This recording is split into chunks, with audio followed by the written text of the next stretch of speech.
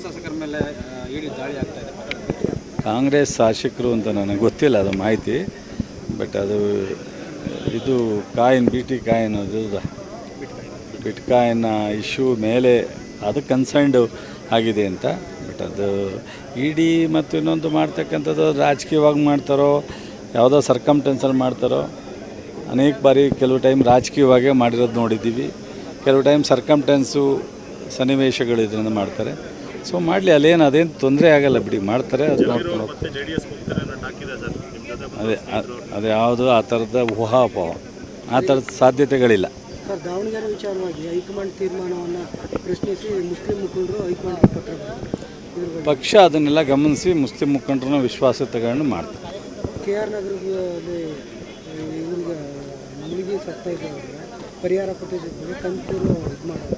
ಒಂದು ಮುಸ್ಲಿಮ್ಸ್ ಜನಾಂಗದವ್ರು ಮಾತ್ರ ಪರಿಹಾರ ಕೊಡ್ತಾರೆ, ಇನ್ನಿತರ ಇದರಲ್ಲಿ ಅವಘಡಗಳ ಯಾರಿಗೂ ವ್ಯತ್ಯಾಸ ಇಲ್ಲ, ತಾರತಮ್ಯ ಇಲ್ಲ.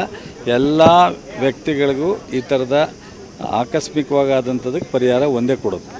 ಎಲ್ಲರೂ ವ್ಯತ್ಯಾಸ ಆಗಿದ್ರೆ ಅದು ಸರಿಪಡಿಸ್ತೀವಿ. ಕರ್ನಾಟಕ ನ್ಯೂಸ್ ಡಿಜಿಟಲ್ ಚಾನಲನ್ನು ಈಗಲೇ ಸಬ್ಸ್ಕ್ರೈಬ್ ಮಾಡಿ. ಧನ್ಯವಾದಗಳು.